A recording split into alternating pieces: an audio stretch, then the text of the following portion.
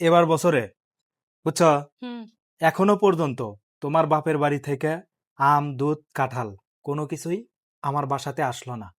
তারা মাইয়া বিয়ে দিয়া মনে হয় যে বাইসা গেছে। ওই যে কথাই আছে না, হাটে গরু নিয়ে যায় বিক্রি করলে ঝামেলা শেষ, টাকা নিয়ে আসলে। তো তোমার বাবা মারও মনে হয় সেই একই কেস হয়েছে নাকি, যে মাইয়া বিয়া দিছি, ঝামেলা ক্লিয়ার, আর কোনো টেনশন নাই। কিন্তু মাইয়ার বাসায় যে বিয়ের পরে কত কিছু দেওয়া লাগে, এটা কি তারা জানে না? তারা দেখে না? চুপ করলা কেন?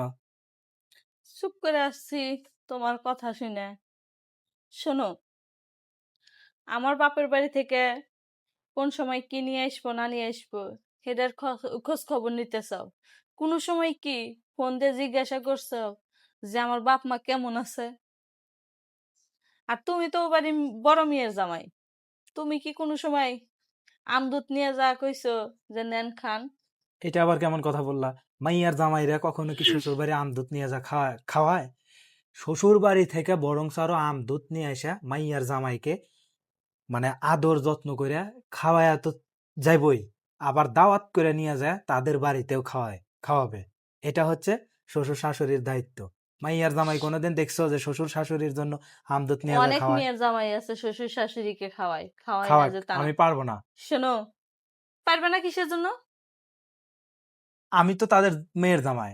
মেয়ের জামাই ঠিক আছে, কিন্তু টাকা খরচা হবো তাই?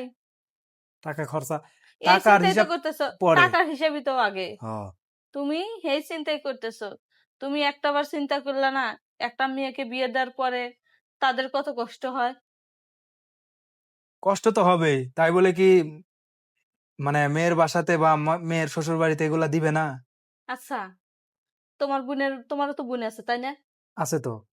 তোমার বোনের বাড়িতে দিছো আমদুদ? আমার বোনের সাথে তো তোমার তুলনা হবে না। না, সেও মানুষ আমিও মানুষ, কেন? অবশ্যই, আমার বোনের হিসাব আলাদা, তোমার হিসাব আলাদা। এটা ভুল বললে। এ জায়গায় হিসাবের কোনো কথা না, হিসাব তো হিসাবই, তাই না? তোমার বোনও তো শ্বশুর বাড়িতে গেছে, তোমার বোনের জামাইরা তো পাপ্তি, তাই না? তোমরা এখনো দেও নাই কিসের জন্য? দিব, সময় হলে দিব। তো আমার বাপেরও যখন সময় হবো তখন দিব, পারলে দিব, না পারলে নাই। না, এই কথা বললে তো মাইনা নিব না, দিতে হবে। হাই রে মানুষ, তুমি তোমারটা ঠিকই বুঝলে, আর শ্বশুর শাশুড়িরটা বুঝলে না।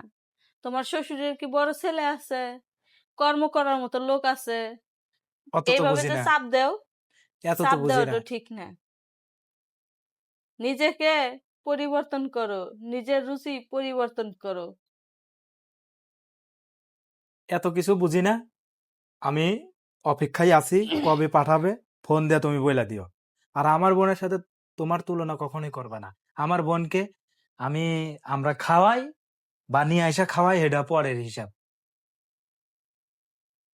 কথা বোঝো নাই? হাই রে পুরুষ মানুষ, এমনই তাই না? শ্বশুর বাড়ির প্রতি জিনিসের প্রতি আশা করো, কিন্তু শ্বশুর বাড়ি দেওয়ার বেলা নাই। আমাদেরও তো ইচ্ছা হয় যে বাবা মাকে কিছু দিই।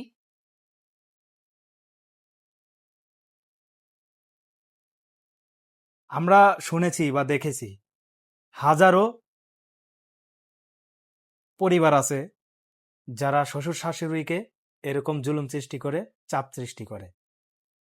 এই জন্য বিনীত অনুরোধ করব, কখনো শ্বশুর শাশুড়ির উপর এরকম জুলুম অত্যাচার করবেন না। ভালো লাগলে শেয়ার করবেন। ভালো থাকবেন সবাই। আসসালামু আলাইকুম।